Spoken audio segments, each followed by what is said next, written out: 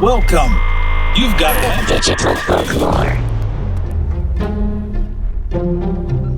A teenage couple are driving down the road. Maybe they're coming from a party. Maybe they're coming from the prom. Maybe she's wearing a yellow dress. Maybe it's blue. I can't quite remember. In every telling, it changes.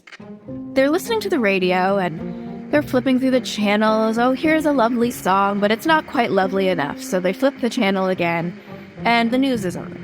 And on the news, they hear that, oh no, an escaped mental patient, homicidal maniac, has fled from the institution and is on the loose. He is described as being 6 feet tall, wearing a long patient's gown, and has a hook in place of his right hand. The patient is known to be violent and should be A hook for a hand? That sounds terrible. But this is no concern of ours. We're simply driving along the road, having a lovely date in my beautiful pink chiffon dress. The car comes to a stop. They either run out of gas, or perhaps the tire pops, or perhaps they just pull over to the side of the road for a bit of youthful canoodling. Usually there's something wrong with the car, because the boyfriend has to go get help. Either go walk down the road to the gas station and get some gas, or walk to try and get a phone to call and get a tire change. And he tells the girlfriend, here, just wait in the car, I'll be back soon. We'll get the car up and running, things will be fine. She sits in the car and she waits. And she waits. And she waits. And she waits. Meanwhile, there's this scratching on the roof, sort of the sound of like branches of a tree scratching on the roof of the car. And eventually she wonders where her boyfriend is, so she gets out to go looking for him. And when she turns around, she sees that the scratching on the roof was not a branch at all, but it was the tip of her boyfriend's nice, shiny dress shoes. Scratching along the roof of the car as he has been hung from the tree above his head. There is left just a single hook lodged in the handle of the door. Hi, I'm Perry Carpenter. And I'm Mason Amadeus. On today's episode, urban legends, ghost tours, and legend tripping. Content warnings for this episode include claustrophobia and a story involving racially motivated violence in the 1940s. Details are in the show notes on how to avoid these sections. This is Digital folklore.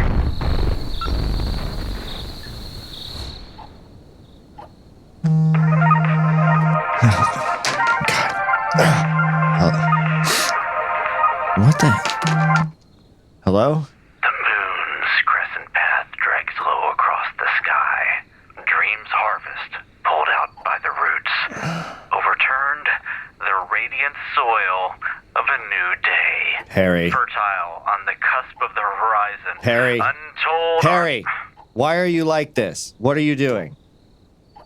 Adventure awaits us. Can it wait like a couple hours, dude? It's like 4 a.m. Don't ignore the call of adventure, Mason. What adventure? Just come downstairs. I don't want to. 5 minutes, or I'll start throwing rocks again. Fine. I'll write it down. Oh, Perry, what is this? Get in, loser. We're going legend tripping. You rented a panel van? No, I bought a panel van. Oh. We're going to get it painted. It's going to be our podcast van, and I'm going to call it the Folkmobile.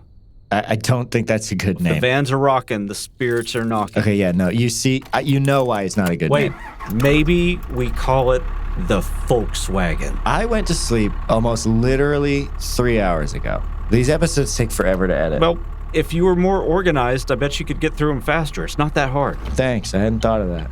No problem. What are we doing? You said we're going legend tripping? Yeah, legend tripping. Today is a field trip day. Every day, all of these have been field trip days. We're going to the graveside of Elijah Bond. I don't know who that is. He's the guy that invented the Ouija board. I thought that was William Fuld. That's the guy whose name was on all of the boxes. No, William didn't really invent it. He's the one that took over the company and marketed the final version.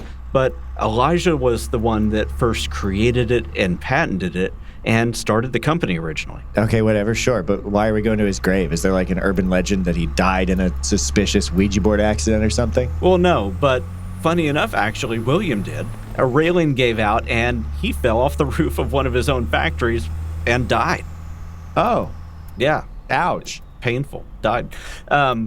No, but we're going to Elijah's grave instead because his tombstone has a Ouija board on it. And I thought it would be fun to take some pictures out there for the podcast. You know, PR stuff.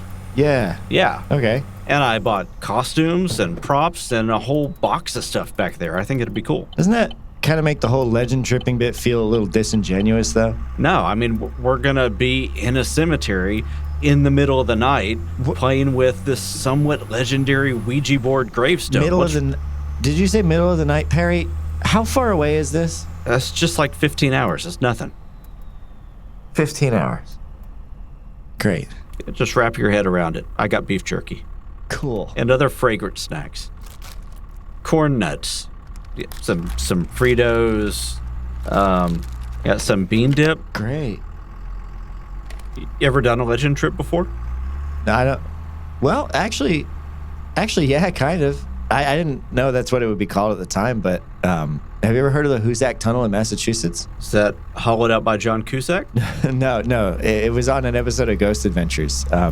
And my friend Caitlin was obsessed with that show, and so we watched it, and I was living in southern New Hampshire at the time, so it was like a little quick road trip to zip down to North Adams, Mass, and see if we could find it. It was a wicked haunted tunnel. This was like somehow over 10 years ago. Holy cow. Wow. Yeah, I remember it was really hard to find it because it's not the kind of thing that was actually open to the public to go walking around in. Cool. So what's the story? I mean, normally I might not be that interested, but we do have 15 hours. Yeah, it's pretty interesting. The Hoosac Tunnel is an almost 5-mile-long railroad tunnel that barrels its way through the base of the Hoosac Mountain in Massachusetts. 5 miles might not seem like a lot, but it was constructed in the mid-1800s, and every inch of it was grueling in new and exciting ways. The Hoosac Mountain was, on one side, rich with hard materials like quartz that would break drills and be almost impossible to blast through. And on the other side, composed mostly of what workers called porridge stone, which was crumbly, wet, and prone to collapse. You'd take a shovelful out, turn around, and it would have filled itself back in.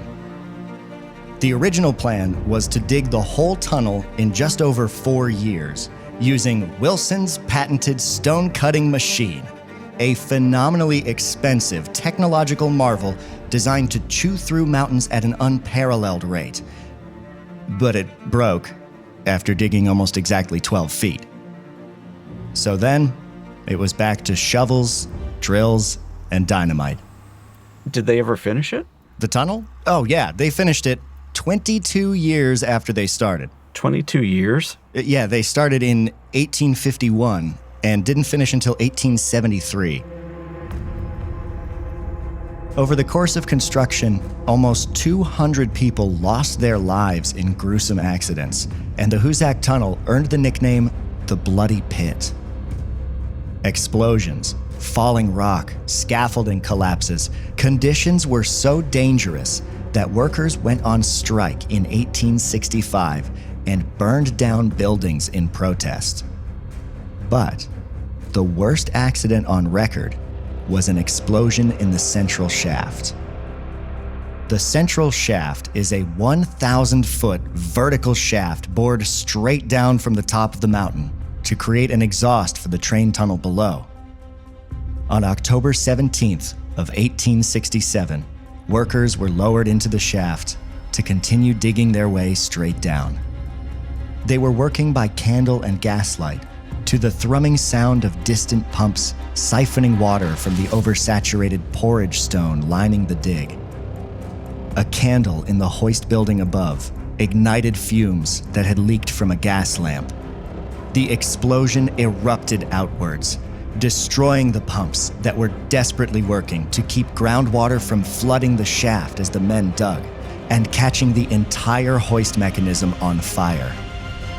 4 workers near the top of the shaft managed to scramble to safety, but there was no time to evacuate the 13 men working nearly 600 feet down before the whole building collapsed in a shower of jagged debris and flaming naphtha. They were trapped in a narrow stone pit water seeping slowly from the walls around them and pooling gently around their feet. The only light, the flickering, flaming wreckage marking their one impossible exit. Did anyone go in after them?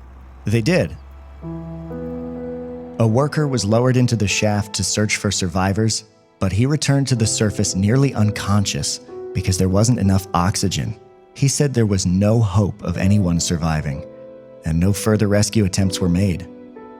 The central shaft was abandoned, and all work ceased for almost a year to the day when workers returned, reached the bottom, and made a heartbreaking discovery. Among the bodies of the trapped miners was a makeshift raft. Several of the victims of that accident had indeed survived. They survived just long enough to try and stay above the slowly encroaching water before they too were overcome by asphyxiation. Wow. Yeah, really grim stuff. So, no doubt then that there are probably a lot of ghost stories and local legends around a place like that. Yeah, a lot of them. Probably the most famous one is the haunting of Ringo Kelly. And his death was one that may not have been an accident. The story goes that he was part of an explosives team with 2 other workers and accidentally discharged an explosive early before his coworkers were at a safe distance. And they both died, buried alive under tons of rock. Soon after the accident, Ringo Kelly disappeared. He wasn't seen again until 10 days later when his body was discovered 2 miles into the tunnel in the exact spot his coworkers had died. He had been strangled to death. An investigation was carried out, but the murder was never solved. There weren't even any suspects. But some of the tunnel workers came to their own conclusion, that Kelly had been killed by the vengeful spirits of his 2 colleagues. Rumors started spreading that the tunnel was cursed, and some even refused to enter it. People would report hearing pained moans or desperate wailing echoing down the tunnel's damp walls at night. Some say they even saw dim lights like work lamps bobbing towards them. Other stories go even farther, claiming full-body apparitions or disembodied voices. There are loads of them. And I assume that that's what you went there to see? Oh yeah, of course. And did you?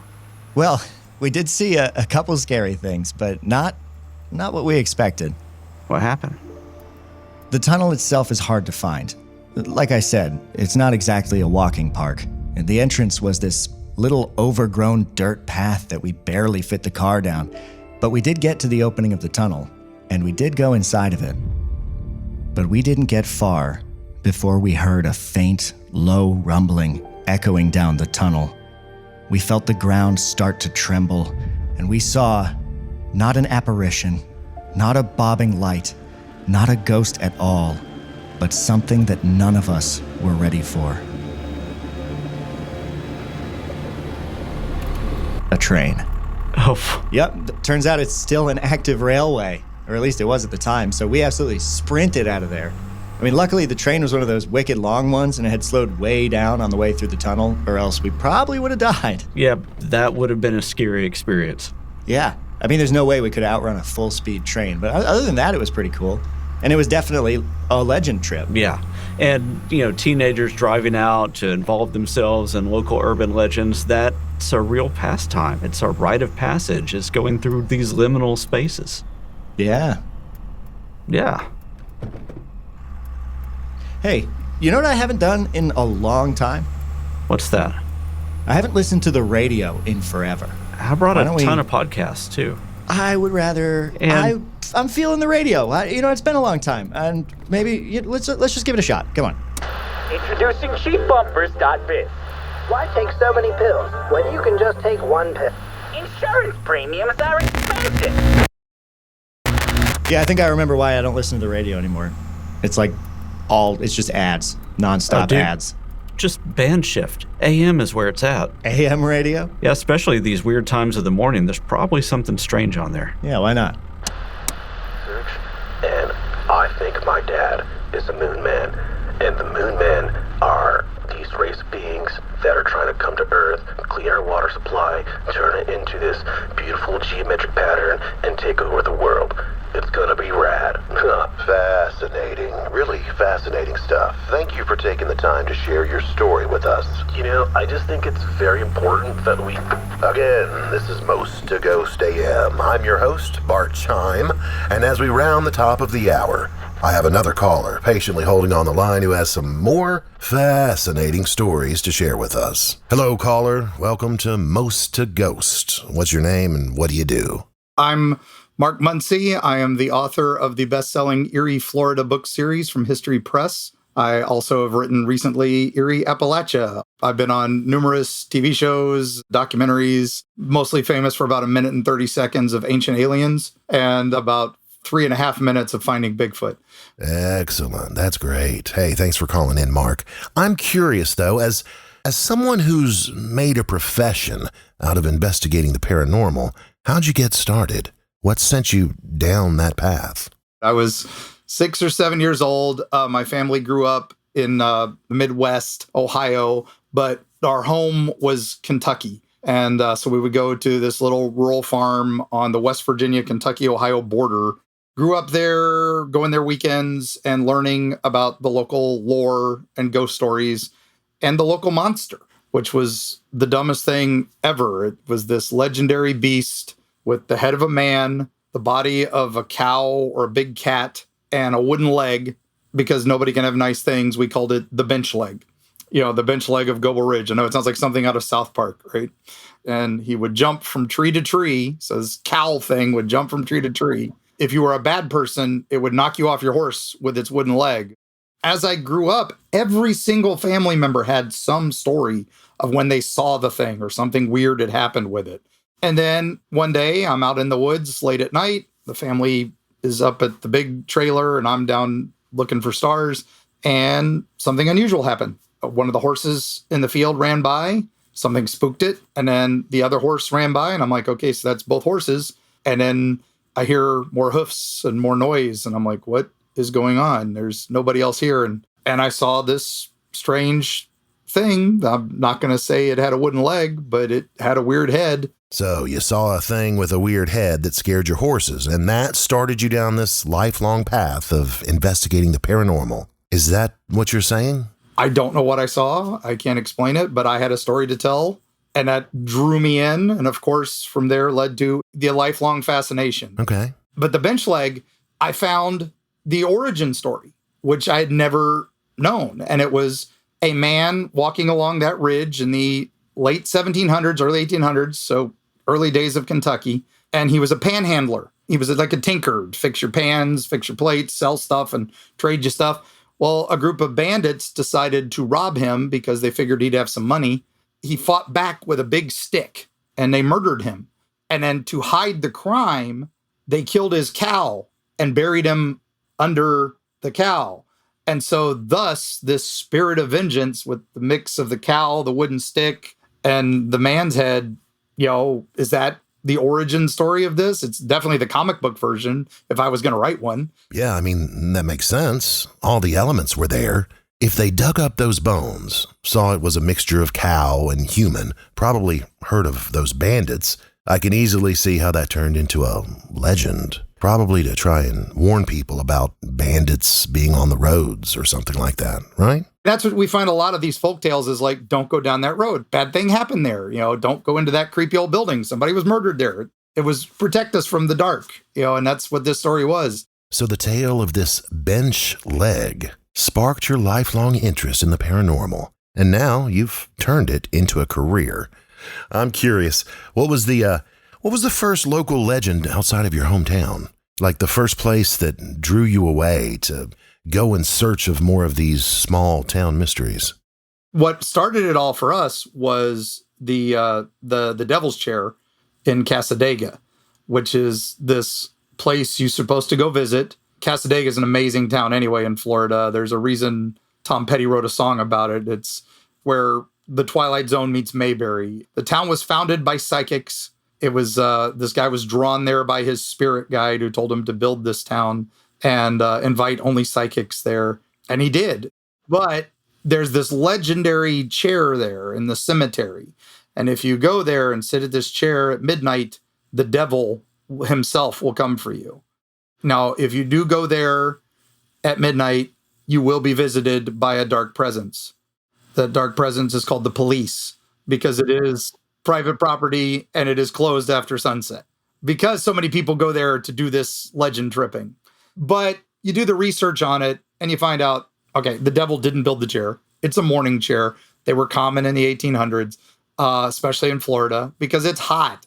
And we want to have a chair to go visit your family. And you build this little brick chair. I'm noticing a trend here, Mark, and it's that you seem to get to the bottom of these local legends and research where they originated from.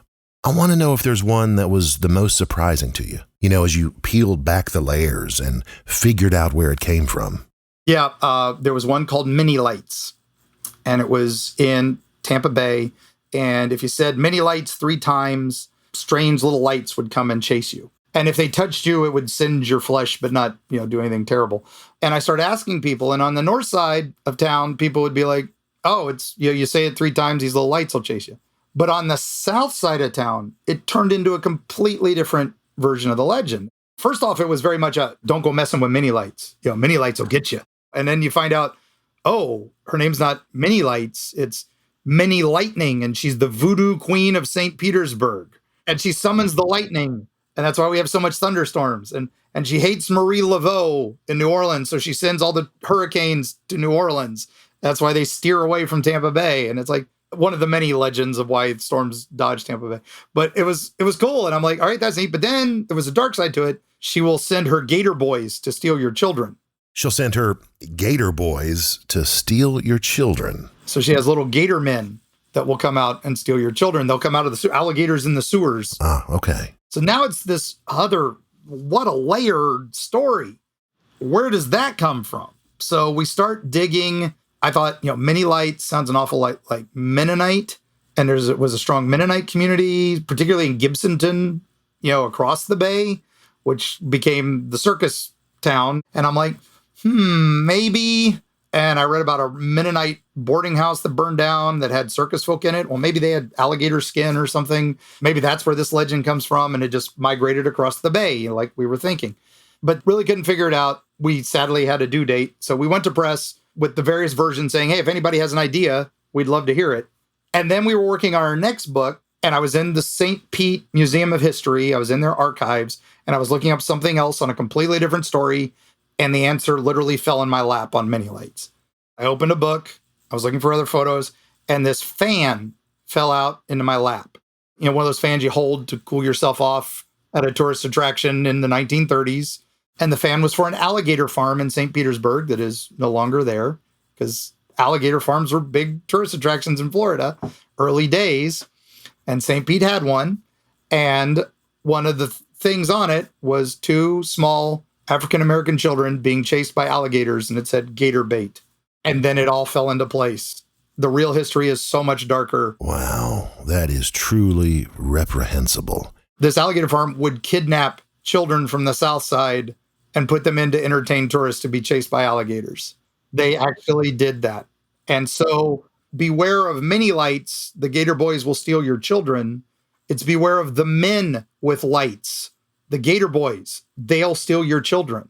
And that really happened. It really happened. And then so 1930s, this was still going on. And that's, until they shut down sometime in the early 40s. It's terrible. And sometimes these, like I said, sometimes these legends, the truth is so much worse. Yeah, that is extremely dark. That was so terrible. And now the City of St. Pete Museum of History has a display of that because we discovered it. And, and you wonder how many more are out there like that, little things like that somebody just needs to connect the dots on. And it goes back to folklore. Don't go in the dark forest. There's wolves, Little Red Riding Hood. It's the same stuff. It's just this is a modern version of that. But you can see how it's important to investigate and recognize where stories like this come from.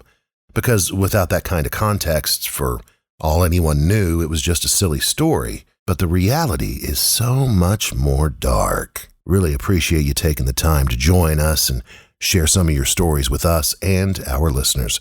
Hopefully we'll hear from you again. I'm happy to jump back on anytime. Now, dear listeners, we're going to take a break, but next hour we have some exciting sightings and paranormal news with another caller who claims that their dentist's office is haunted by a large spectral... Hey, that was wild.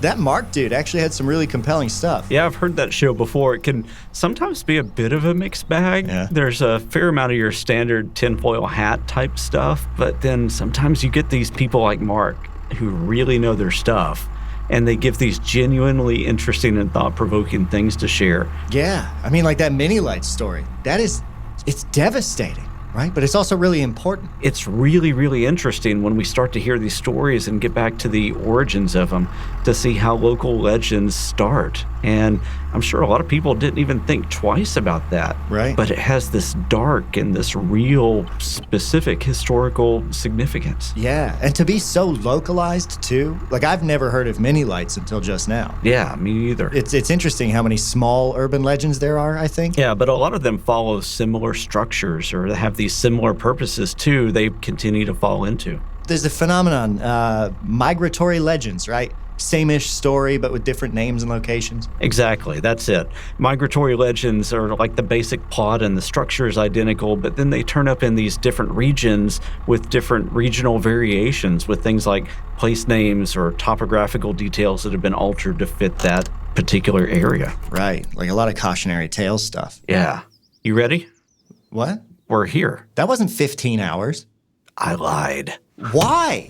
Why did you lie about that? Come on, you've done photography before. Low light conditions suck. It would be a nightmare for what we want to do. We're just gonna do it and fix it in post. I get that. Like I get that, but why did you lie to me about it? I wanted you to be invested. I really don't understand you sometimes. I don't understand you and your... At least I tell the truth. Holy smokes. This is we need to have a bigger discussion at some point. But Perry. This way. The grave's not too far. It's in section P. And according to the GPS, we parked pretty darn close to that. Yeah, I mean, it's a Ouija board tombstone, right? Which should be pretty easy to spot. Yeah, it should be. It's a pretty big graveyard, though, and we might need... Ooh. Ah, jeez! What are you guys doing in a graveyard? It's an odd place to just hang out. What are you doing talking to two people hanging out in a graveyard? Well, I like all people, the living and the dead, but I'm here to do research for my ghost tours. Ah, that's interesting. We're doing research for a podcast on legend tripping. Well, I would love to talk to you about it if you guys have an interest. Yeah. My name is Paul Prater. I am a mentalist. I am an attorney. I'm an author. I'm a creator. I'm a ghost tour guide. Usually when people say, what do you do? My answer is fun. That's what I do, is have fun. So that's awesome. And that's also pretty wide ranging. How do you do all of that as a career? Like, what does that look like? I have kind of a few different branches of the mentalism that I do. The first one is corporate work. And obviously for that, you have to be conscious of what you're putting out there. I have to talk to my clients and make sure that they're okay with certain presentational angles. But for that, I typically just play up more of the attorney side of me, and I weave that into the shows because as corporations are hiring me, I'm relating to them professional to professional. Now, on the other side, I'll also do things like bizarre magic, which I'll explain. It's taking darker elements, sometimes having to do with the occult, sometimes having to do with just ghost stories or just the creepiness in general, and putting a story and a presentation to that. Right. So bizarre magic, from your perspective, probably utilizes a lot of the same mechanical methods as traditional magic, but has a different presentational frame? Yes, even my shows, my corporate shows, largely use the same methods and have the same basic structures. The framework's different. Obviously, you don't use things like tarot cards or creepy image cards or what have you. You just change that. But I always ask my corporate clients too what their level of comfort is. Every corporation has a different culture. Some are very straight-laced, and some say, no, I think that's awesome. Yeah. And I also ask them, do I need to be G, PG, or R? And I've had some say, you can be X. I'm like, I don't do those kind of shows, but... Or I will if the price is right. But anyway, right, exactly. No, I don't tend to do anything aside from maybe PG-13 at worst. But I clarify that with clients too, and that helps me decide what I'm going to present. Obviously, is what the client wants if they're paying. Now, if it's my show, I do what I want, and people are paying to come see me, and that's a whole different thing. All of my performances that I do, that I put on, are absolutely in the bizarre magic realm, but they're still fun. There's still humor in them. It's very audience engaged. Members participate in every routine I do, literally every one. The very first full stage show I presented was a mix of magic and sideshow. So yeah, in that show, I would lift an anvil with my teeth and swing it around. I would do the human blockhead, hammering the nail into the nose. I did bed of nails, built my own, and lay on that, have someone stand on me. And then I also did hand and animal trap, which is another one of those old sideshow bits. And I did it partially just because, I mean, it interests me. I thought it was fascinating. You know, as a kid, I still remember it was crazy. There was an empty field and they set up a canvas old style circus, and there were carnies, and Tiny Tim played Tiptoe Through the Tulips. It was so weird. It just left a really strong impression on me. And I wanted to learn how those people did those things. Let's talk about the ghost tours. I want to talk about the mindset of somebody that decides to go to a ghost tour. So in folklore, there's this concept called legend tripping, which is, you know, you've heard about interesting stories or phenomena, and almost as a rite of passage, you decide to go participate in it, maybe because somebody dared you. You know, those things that we used to do in high school. Somebody'd say, there's an abandoned asylum on this hill, and if anybody goes in at 3 a.m. on the third Tuesday of the month, they're going to die. They never return, and then everybody turns it into like a dare type of thing. I think that haunted tours kind of serve that function for grown adults in a lot of ways, is you get to still participate in some of those things. So as you've seen the types of people that come on these year after year, are there any things that they've shared with you about what they're hoping to see or what they want to experience with other people or just with the environment? Yeah, it's pretty clear there's basically two groups that come on the tours. You have the ghost people who are the believers who hope to see something, and you have the people who are there just like, you know, wink, wink, nudge, nudge. We understand this is all just in good fun. Yeah. And so I specifically cater to both of those groups on the tour. It's built that way. So we make it fun right off the bat. I cater to them, and I say that right at the beginning, I'm an attorney. I don't say that for the purpose of getting business, though. You know, look me up if you need a good lawyer. I say that because it means I'm a skeptic, and it means I dug in and learned the history behind these stories, and I'm going to share that history with you tonight. This is not made up. These are the true stories. This is the real history. So what is a typical ghost tour like? How do you, what's the balance between ghost stories versus history? How does it all come together? I'll start by saying I started the tours because a friend of mine, Ed Underwood, had started tours in Jonesboro, ghost tours in Jonesboro. And he had asked me to take over. This was 15 years ago. And I told him I just had no interest. He was a performer as well. That's how we met. And he pretty much talked me into it, and I loved it. The way it started, actually, and I tell this story on the tour, is one of the stops. We were sitting at this bar, me and the owner, and he looks up at this window and goes, you know, people say they see a ghost up there. And it hit me, if there's one story, there have to be more stories. There's not just one ghost.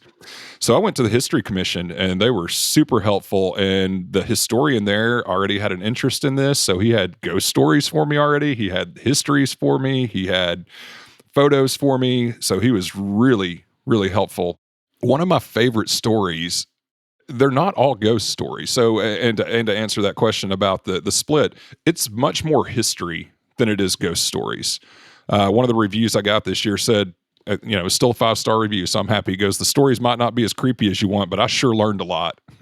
And so, yeah, the history component's very big. And I say at the beginning, we're going to talk about the history, but you can't talk about the history without talking about the ghost, because those stories are wrapped up in history. They're part of it. I think, though, maybe my favorite story on the tour is the one I end with, and I don't want to give too much of it away. It's a place called Four Quarter, and it's very well written about. I mean, any listener could actually Google Four Quarter Bar and Haunted in Arkansas, and they're going to find the stories. The part I'm not going to give away, but I'll hint at, is I tear apart that story, and people are like, oh, man, really? That doesn't hold water? But then I tell them about all of the unexplainable stuff that's happened there, and I am a skeptic, and I've experienced unexplainable stuff in that building. And one of the best stories about it is one of the bartenders was there at 10 o'clock in the morning. He was just putting in a water heater. They weren't even open yet. And he heard this crash, and he went out to the bar, and the bar top, the very top of it's probably 12 foot high. And there's a pot still behind beer cans, and that pot still is at the front edge of the bar in the ice bin. So it didn't just fall, it flew forward, and it didn't disturb any of the beer cans.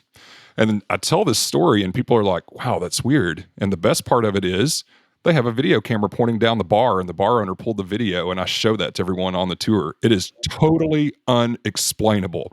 So that's my favorite story, because I tell the story that everyone knows, then tear it apart and then go, but something's going on here.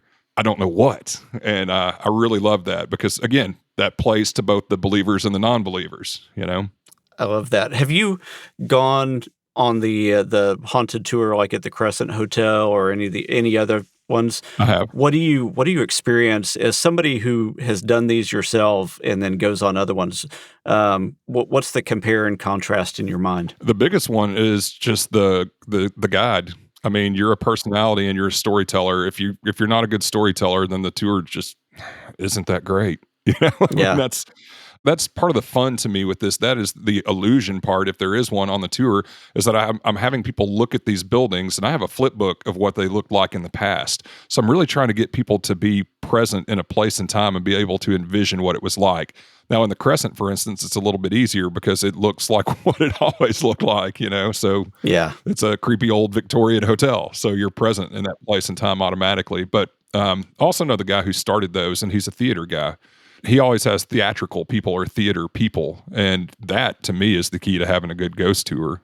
As you think about just the topic of legend, is there a favorite legend or urban legend that really resonated with you? There is, but it's something more recent, and I'll explain why. Came about through the ghost tours. When I was doing the research for them, because I wrote a book too. I've got a Haunted Argenta book that has all the stories, but I did my research, you know, through archives and old newspapers, and I found this legend that there was a werewolf in North Little Rock, not far from where we do the ghost tours. Now, when I read more about it and found what I could, people claimed on multiple occasions to see this shaggy, hairy man walking, you know, kind of like wolf-like down into the swamps. There used to be swamps at the base of Park Hill area of North Little Rock. And they would tell their kids not to go down there because the werewolf might get them. But in reality, I think it's probably because the swamps are inherently dangerous. So by using the werewolf story, you keep the kids out of danger. But where it got super interesting to me is I found another story where they said the werewolf had murdered someone.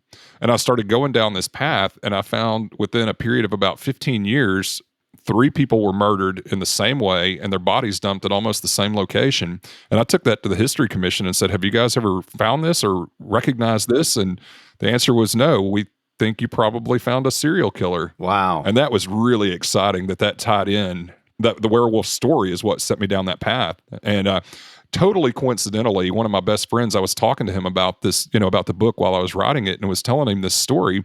And I said, yeah, well, the first girl that was killed was named Florence Shilcutt. And he went, that's my family. He goes, that's my mom's side of the family. Oh, That is wild. And yeah, I loved that. I loved the whole story, first of all, about just the werewolf and trying to keep the kids out of the swamps. But then when it tied into the murders, and I found the 3 different murders. And has there been any follow-up after that? I wrote it all up in the book as The Werewolf of Cherry Hill and wrote about those murders, but they were so long ago, I don't really know, you know, how they would tie anybody for sure. It was very hard to find much information about them aside from, you know, the newspapers back then loved to report like, oh, the neck was cut open and the body was ravaged or whatever. But as far as follow-up, arrest, or anyone tried, they didn't write about that. It wasn't sensationalist. So it's often hard to find the follow-ups to stories, like what happened at the end after this horrible thing. All right, so this is a call out to anybody that wants to start the next true crime podcast. Yeah, right. There you go. Yeah, the next Bear Brook. The Werewolf of Cherry Hill. Somebody should do a series on that and investigate it. Yeah, I've got the start of it. Yeah. So you really dug up the root of this legend. And I'm always fascinated how these stories change as they get told. And also just storytelling in general, like oral tradition is fascinating. I got to speak once to someone who's a professional storyteller. We didn't get to talk shop much, but that's pretty close to what you're doing, right? Like there's a lot of ties to oral tradition. Do you sort of think of your work that way? Oh, yeah, I love it. And I think part of that is growing up, my dad's family lived in a place called Greasy Creek, Kentucky. And, you know, you didn't really have good TV signal. There was really nothing to do out there.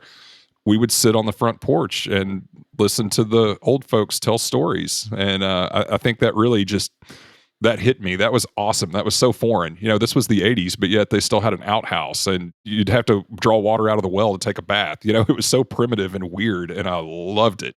But the storytelling was a big part of that. stories are hugely important. I think that's our most primitive form of entertainment, and it's still a valid form of entertainment even today. And that's awesome.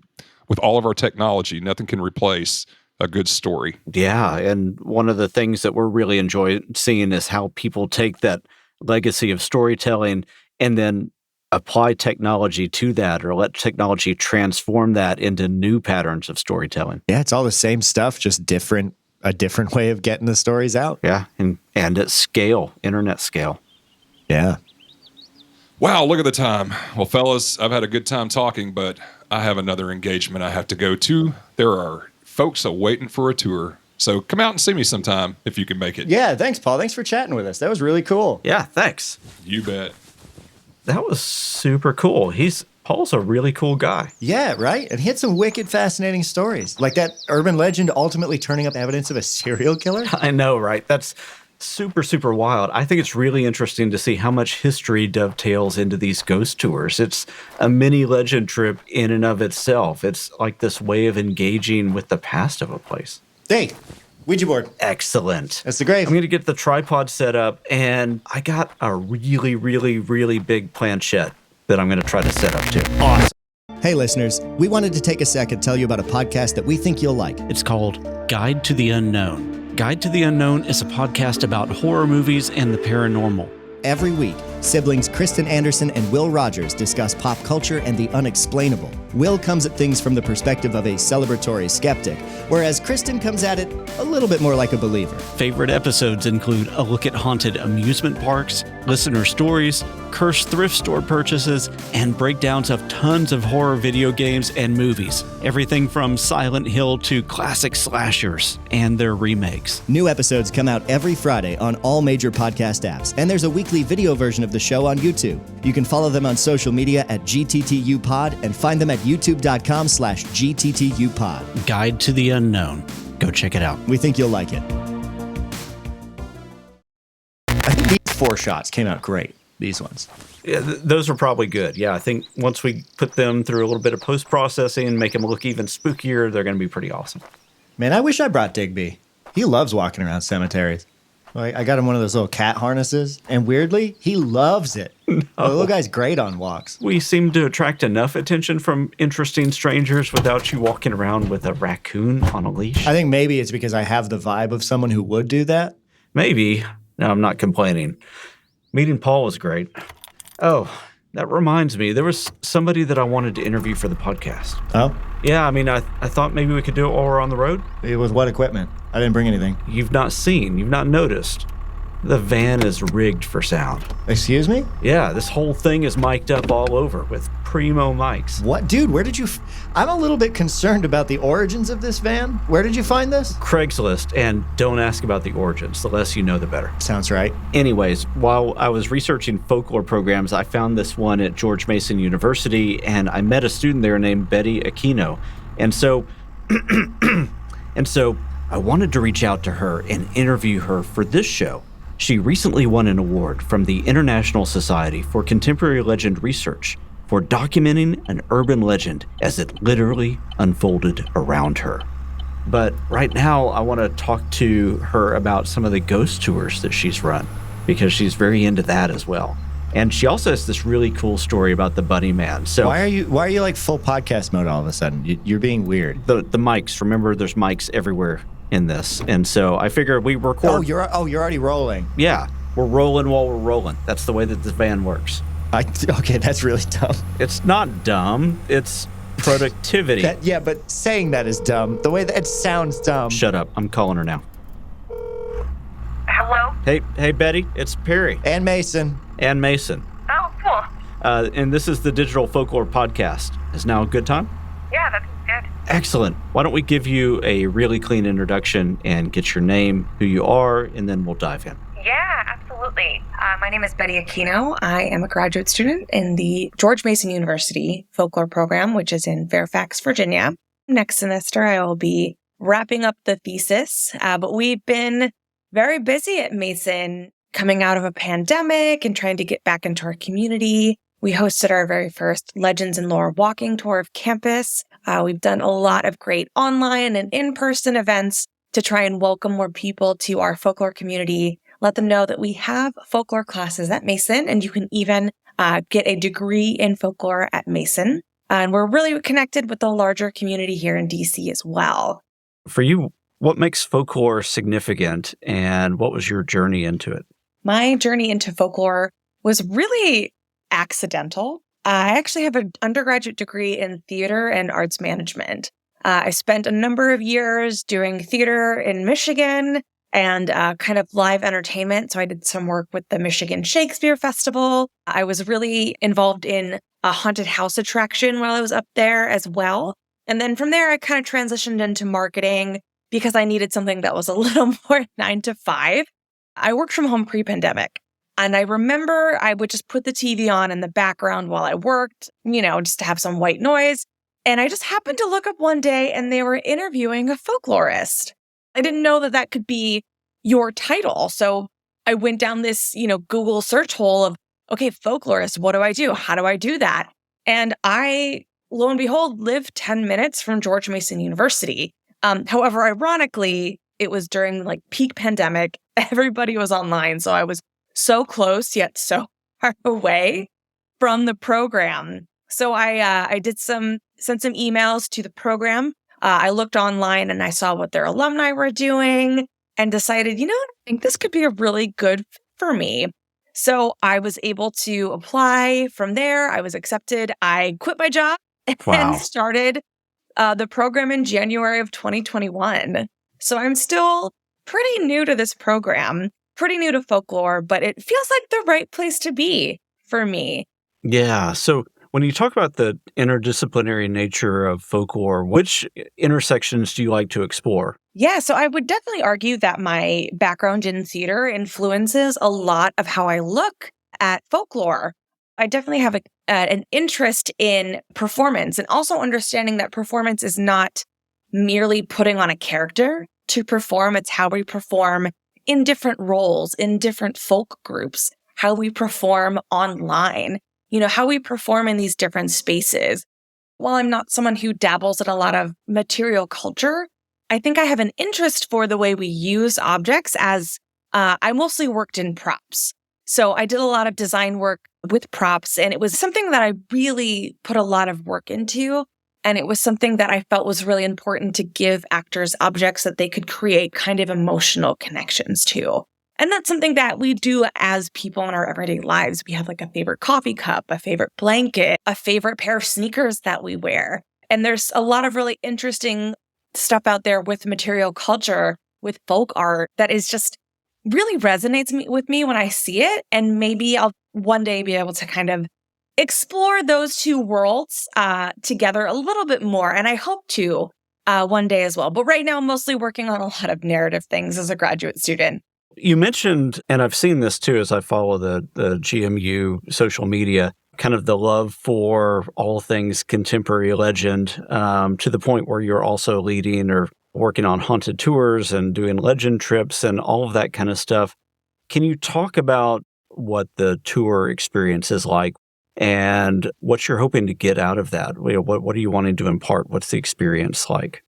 Yeah, absolutely. So with our Legends and Lore tour, to my knowledge, there's a couple of other universities out there that kind of have their folklore departments kind of do something very similar. And I wanted to set up a Legends and Lore tour. I wanted to engage a larger part of our university community that might not know who we are, but have an interest in folklore and maybe from that kind of supernatural angle. We did one last spring to the Bunnyman Bridge, and it was great fun, but it was a smaller group. This semester, we actually visited the Exorcist Stairs in DC and a couple of other haunted spots in DC. So kind of talking about belief and curses and, how that all kind of ties together with the supernatural. We've also done some hiking with our Outdoor Adventures program here as well, visiting a spot that is supposedly home to a vanishing hitchhiker ghost. So really just kind of not only, being interdisciplinary as, folklore, but being kind of interdisciplinary within our university as well. Not only was it about, urban legends and campus legends, but also looking at the rituals and traditions of a college campus. And college campuses are just rife with these kinds of things. Before we get too lost in the weeds, I would love to have you talk about the Bunny Man, because I think that that'd be fun to hear your perspective on. Yeah, absolutely. So I grew up between Virginia and Michigan. So I've got a lot of places I call home between these two states. And really, I think the first big contemporary legend that I remember hearing as a kid was the Bunny Man. The version that I heard was that there was an old mental institution in Northern Virginia somewhere. They didn't provide an exact location. And there was some schools being built in the area, some neighborhoods being built up in the area. And the people coming in decided, we don't want to live near this. We don't feel safe here. So they decided that they were going to move all of the inhabitants of the mental institution elsewhere. One of the last buses to leave the institution to, go wherever else, and they never say like where it's going to. The bus crashed and 3 men escaped. Weeks and weeks and weeks go by, and in 1 week they end up finding one guy and he's been killed, and it kind of looks like maybe he's been attacked by something. The next week, they end up finding the other guy. Again, it's the same situation. He looks like he's been attacked by something, maybe bitten. So they realize, okay, now we're only missing one. And again, weeks go by and they kind of think, okay, maybe this guy has just succumbed to the elements at this point. It's not our problem anymore. A year later, they start to find all of these bunny carcasses in this area near a train overpass. So they keep finding all these bunny carcasses that look like they've been eaten by something. And they don't know what it is. Maybe it's a bear. Maybe it's some sort of mountain lion. They don't know what it is, but they keep finding all of these carcasses. And around Halloween that year, a bunch of teenagers went out to that bridge because they're like, you know what? It's that escaped patient from the mental asylum. That's the guy who's eating all of the bunnies. Rumors that he lives out here. And they go out and search for this Bunny Man, as he's known. And those teenagers who went out searching, November 1st, they're all found dead at Bunny Man Bridge. A pretty interesting urban legend, legend for teenagers for a long time. And actually, a Fairfax County librarian, he did this really great deep dive into the possibilities of how, Bunny Man came to be. He found a bunch of different news stories, cited okay, so here's a murder from 1896. And he kind of puzzle pieced all of these different stories together that might have created the tapestry that's known as the Bunny Man. I love that. So from a folklorist perspective, when you encounter things like ghost stories or urban legends, how do you maybe disengage a certain part of your personality where you may want to go into debunking mode and just appreciate the piece of lore for what it is? How do you balance that? I know that there are some things where I would want to jump in and go, well, it is the origin of that is this, but that's not really the point, right? So I think it's an interesting question to ask. And I think as a folklorist, there's been a number of times where I've kind of ruined my own favorite ghost stories. But it's important to contextualize these things, especially if we understand that the legend might be rooted in some kind of harmful tropes or being used to create a cultural other. Mm-hmm. I think there are plenty of fun ghost stories out there that aren't essentially harmful, but I think unfortunately a lot of our ghost stories and a lot of our contemporary legends are kind of rooted in these isms, these racism, sexism, transphobia, things of that nature. I think, without this curiosity, without this enjoyment of these legends, we wouldn't have folklorists. We wouldn't have people interested in studying the discipline. And once that person gets into the discipline and they can understand how to contextualize it, my hope would be that they continue with it and continue to understand that while this legend was something that might have scared me and a legend that I told constantly as a kid or as an adult because I thought it was so creepy, understanding that there is sometimes a context there that, can be harmful to other people.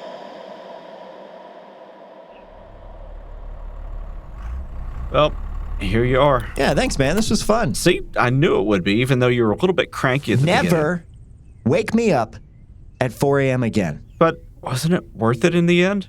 Perry, what time is it? When? Right now. 10:31. 10:31 what? a.m.? Yeah, see, this whole thing did not need to start at 4 in the freaking morning. But you have to agree, it doesn't feel like a real adventure unless it's dark when you leave. Yeah, okay, fine. I'm going back to bed. What? Yeah, dude, I'm exhausted. Look at it this way. It's early enough that you can go crash out for a couple hours and then wake up and you've still got a big chunk of the day ahead. I'm not saying that it wasn't worth it, okay? It was fun.